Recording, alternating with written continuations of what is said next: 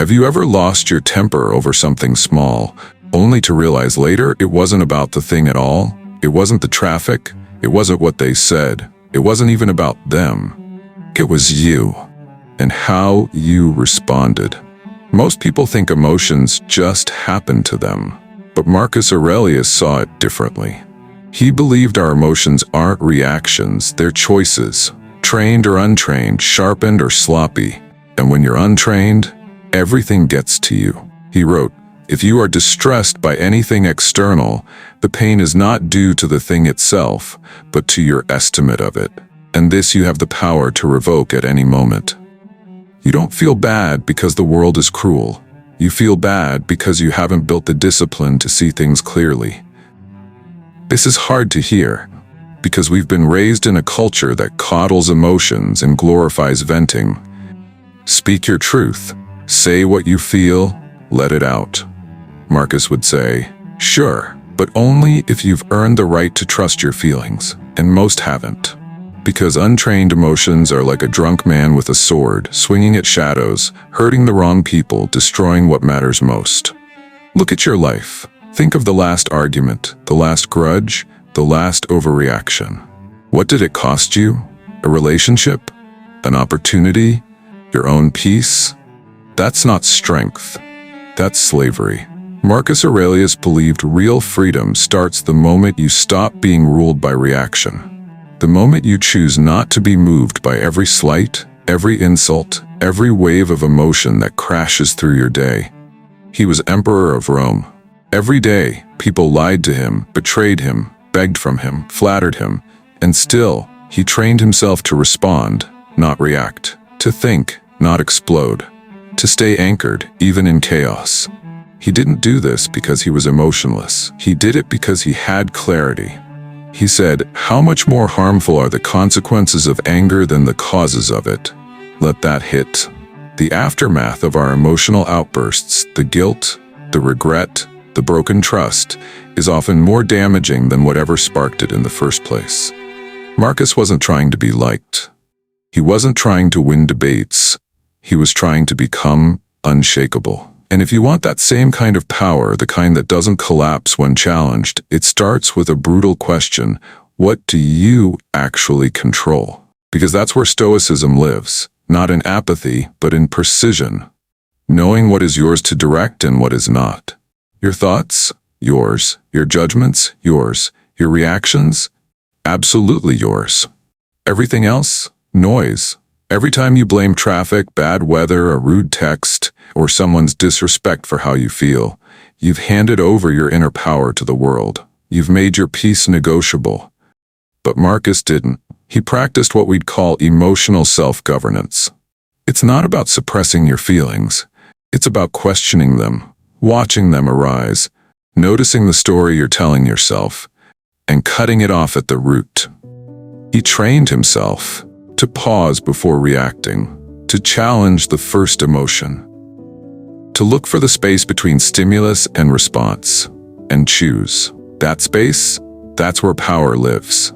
That's where freedom begins. So the next time someone disrespects you, try this. Don't react. Don't fight. Don't fold. Observe. Ask, is this worth disturbing my peace, or is this just another test of my training? Marcus wouldn't waste energy on things beneath his attention, and neither should you, because emotional sovereignty isn't a mood, it's a muscle. You build it by choosing calm when anger seems justified, by holding silence when your ego screams, by knowing that true power isn't in how loud you are, but in how little you're moved by noise. You're not angry, you're untrained, but now, you're waking up. People will test you, they'll lie, interrupt, disrespect, project their chaos onto you, and wait to see if it sticks. And most people, they take the bait. They snap, defend, explain, lose control, then feel shame. Because they forgot the one thing Marcus Aurelius never did. If you are distressed by anything external, the pain is not due to the thing itself, but to your estimate of it. That's the Stoic kill shot. It's not the insult. It's what you think it means. It's not the rejection. It's the story you tell yourself about being unwanted. And it's not what they did. It's what you're still doing in your head 2 hours later. You feel stuck? It's not because of them. It's because you're still gripping the moment, replaying it, attaching meaning, feeding it. Marcus didn't flinch from reality. He rewired his response to it. He ruled the most powerful empire on earth, but his real empire was internal. He trained himself daily to pause between stimulus and response. No one can make you feel inferior. That's a transaction, and you're the one signing the deal. Let that sink in. You can't control what they say. You control what you amplify. You can't stop the storm, but you don't have to build a house on sand. Because the second you say, "They made me feel this way," you've already given them the keys to your mind. Marcus knew this. His diary, Meditations, isn't poetry. It's a playbook. Every time he wrote, he was sharpening the same blade: sovereignty, emotional freedom, mental armor, inner stillness. He didn't wait for the world to calm down. He trained himself to remain calm in any world. Think of someone who provokes you right now. A boss, a friend, a parent. Picture their words, the tone, the triggers. Now remember this, they don't live in your head. You let them in, you rehearsed their voice, you downloaded their energy, you kept the loop running long after they walked away. That's not awareness, that's self-sabotage. And Marcus would say, stop feeding what weakens you. Choose not to be harmed, and you won't feel harmed. Don't feel harmed, and you haven't been. It's not denial, it's discipline. It's refusing to build identity on wounds. The Stoic doesn't need revenge, doesn't need validation, doesn't need to clap back because he sees the game and he no longer plays it. You want to be untouchable? Start with this.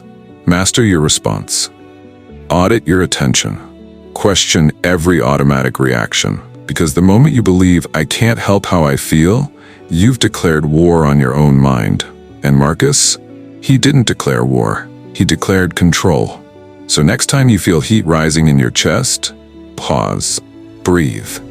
Don't react, reclaim. Because your reaction, it's not a reflex. It's your responsibility. Think about the last time someone tried to throw you off emotionally. Maybe they raised their voice.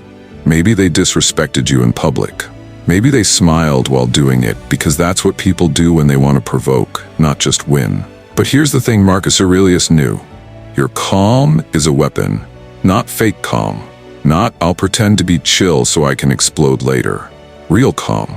The kind that comes from knowing that no one controls your state but you. He wrote, "You have power over your mind, not outside events. Realize this and you will find strength." Read it again. That's not philosophy, that's strategy, because the world will never stop being loud. You'll always deal with chaos, criticism, crisis, and the world will try to convince you that reacting is survival. But Marcus saw the truth. Reactivity is slavery. Every time you lash out, you prove someone else owns your peace. Every time you take the bait, you show your strings, and someone's pulling them. Calm isn't weakness, it's proof of training, and it shakes people. Why? Because most people expect escalation. They want drama. They feed off emotional spikes. But when you don't give it to them, they feel exposed, outmatched, powerless. That's the moment the dynamic flips. The calm person, calm from principle, not passivity, dominates the room. Because nothing threatens someone who's loud more than someone who's grounded. And this isn't about being cold. It's not about suppressing everything. Marcus wasn't emotionless. He was emotionally disciplined. There's a difference. Suppression is avoidance. Discipline is control. One buries, the other sharpens. Marcus used every irritation as training, every insult as insight. Instead of thinking, "Why is this happening to me?" he asked, "What can I learn from this?" You want to be untouchable? Start there. When something hits you, pause, zoom out, ask, is this mine to carry? Does this deserve my energy? Will this matter in a week, in a year? Because most of what we react to is temporary, but the damage we do in reaction lasts. Words can't be unsaid. Respect can't always be rebuilt. And sometimes the most powerful thing you can do is stay still. Let them flail, let them perform. Let them unravel. Marcus wrote for himself. Reminders, anchors, tools. Things like, the best revenge is not to be like your enemy. He could have struck back. He could have ordered it. He was emperor after all. But he understood, if you become what you hate, you lose twice. So instead, he stayed rooted, focused, composed. And the more you do that, the more you stop reacting out of insecurity and start responding out of clarity. This is what it means to be untouchable. Not that things don't affect you, but that you decide how you let them. It's a choice. It always has been. So the next time someone pushes your buttons, make them wonder if you even have any. Stay quiet, stay solid. And let your calm say everything. We all say we don't care what people think, but if we're honest, we check the likes, we replay the conversation. We wonder, did I come off weak, arrogant, stupid? We let other people live in our heads, and they don't even pay rent. Marcus Aurelius knew this trap well. He was emperor. Every move he made was watched, judged, criticized, and yet he wrote this. It never ceases to amaze me. We all love ourselves more than other people, but care more about their opinion than our own. Read that again. He's not just pointing out a contradiction, he's exposing our greatest weakness. The moment your self-worth relies on how others see you, you've already given away your power. Because people's opinions, they're unstable, they're reactive, they're often projections of their own insecurity. So when you chase their approval, you're not living, you're performing.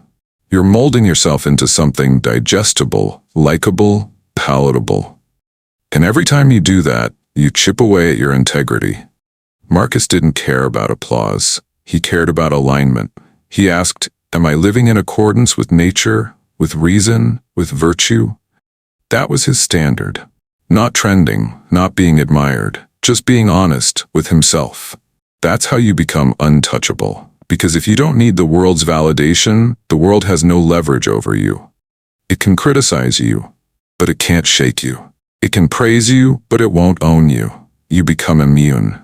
This is where so many people fall. They build a self-image on external feedback. And when that feedback dries up or turns negative, they collapse. But Marcus built inward, quietly, deliberately. He reminded himself daily, do not waste what remains of your life in speculating about others. It is not what they say, but what you do that defines you. That's a hard truth, because most of us have been trained to obsess over perception. Do they think I'm good enough? Did they notice my success? Will they still respect me if I fail? But Stoicism doesn't care about optics. It cares about action. So ask yourself, who's dictating your self-worth? Is it your truth or their noise? If it's noise, silence it. You don't need everyone to understand you. You don't need to convince people you're valuable. You need to live in such a way that your own opinion of yourself holds up under scrutiny. Not their scrutiny, yours. Because you live with your choices. You sleep with your actions, you carry your regrets, they don't. So start showing up for the only audience that matters, the one inside you. And here's the paradox. Once you do that, people start paying attention, not because you're trying to impress them, but because authenticity is magnetic. And real power, the kind Marcus wrote about, never chases attention. It commands it, quietly, completely. So let them talk, let them misunderstand you, let them mislabel you. You're not here to fit their image. You're here to become your own. You keep waiting for life to calm down, for the problems to go away, for people to stop testing your patience, for the noise to die out, for everything to finally fall into place so then you can be at peace. But Marcus Aurelius would tell you this. The storm isn't the enemy. Your reaction is. He wrote, you have power over your mind, not outside events. Realize this, and you will find strength. Most people live backwards. They try to control everything but their own mind. They micromanage, obsess, overthink, trying to fix the world outside so they can feel better inside. But Stoicism flips that on its head. It says, let the world be chaotic. Let people be irrational. Let storms come. You don't flinch. Because your peace isn't up for negotiation. Your stillness isn't dependent on the weather. That's what Marcus meant when he talked about being rooted in virtue. Not just ethics, but clarity, courage, discipline, the kind of internal order that doesn't collapse when pressure shows up. See, anyone can be calm when things are easy. Anyone can smile when life is soft. That's not strength, that's convenience. But to remain composed when you're under fire, to stay grounded when everything's trying to pull you into reaction, that's power. Marcus faced war, betrayal, illness, and the death of his children. And yet he returned to the page every night, not to complain, but to remember. If it's endurable, then endure it.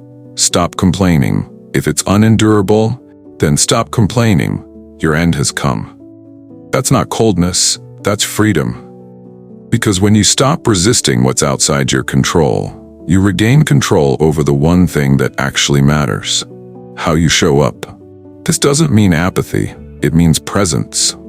You stop wasting energy on what you can't change and reinvest it in what you can: your attitude, your focus, your decisions. So next time you feel overwhelmed, don't ask, "Why is this happening to me?" Ask, "What part of me still thinks this should be easy?" Because life isn't easy. It never was. Marcus knew that. But he also knew difficulty is not dysfunction. Hardship doesn't mean you're broken. It means you're alive. And your job? To meet it like a Roman, with poise, with clarity, with no unnecessary drama. The storm is not the problem. Being unprepared is. That's why Marcus trained daily, not just his body, but his thoughts. He practiced discomfort. He anticipated setbacks. He meditated on hardship not to scare himself, but to steel himself.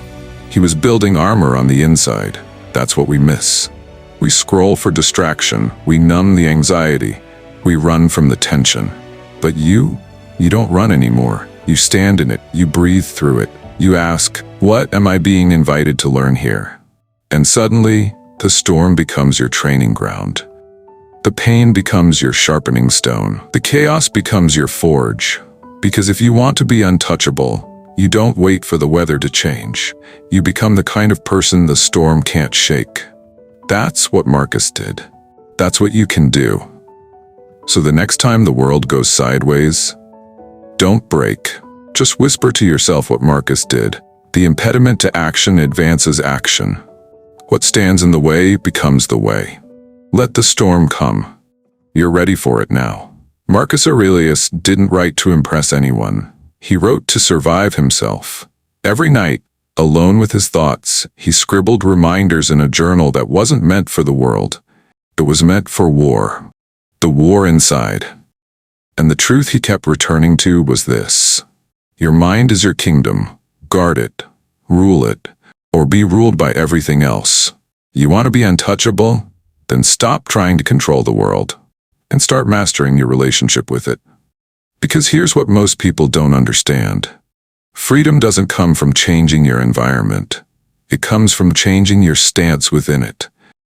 You're not trapped by your job, your relationship, your past, or the people around you. You're trapped by the belief that you need those things to be okay. That's the illusion. That's the leash. Marcus wrote, "Very little is needed to make a happy life. It is all within yourself, in your way of thinking." In other words, you are the problem and also the solution. And once you see that, once you stop waiting for permission to feel peace, strength, dignity, you become something else entirely. You become sovereign. The modern world doesn't want you sovereign. It wants you reactive, addicted, insecure. It wants your attention, your outrage, your need to prove. But the Stoic path, it's the opposite. It says, don't argue, don't cling, don't beg. Stand still. Be clear.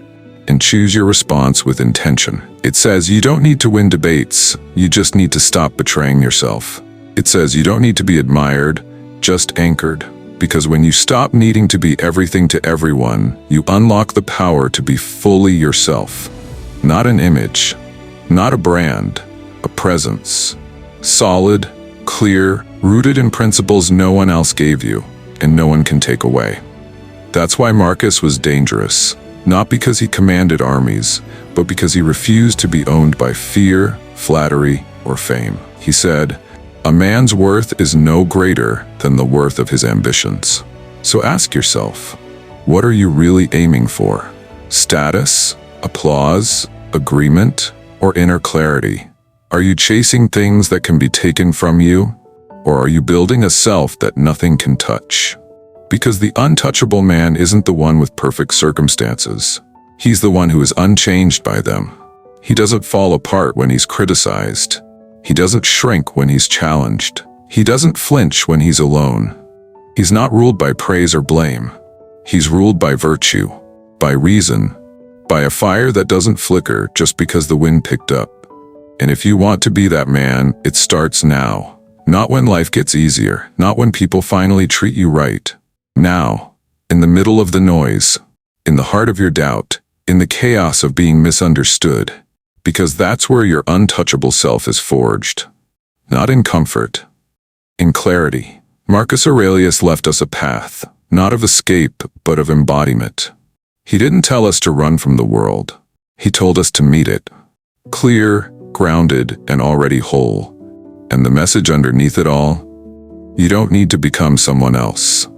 You just need to stop forgetting who you are. If this message struck a chord, don't let it end here. Like the video to support the channel, share it with someone who needs this truth, and drop a comment below with your thoughts or your favorite Marcus Aurelius quote. Your voice matters. And if you haven't yet, hit that subscribe button and turn on notifications so you never miss another video that sharpens your mind and strengthens your soul. We're building something rare here, a community grounded in wisdom, not noise. Join us, stay grounded, stay untouchable.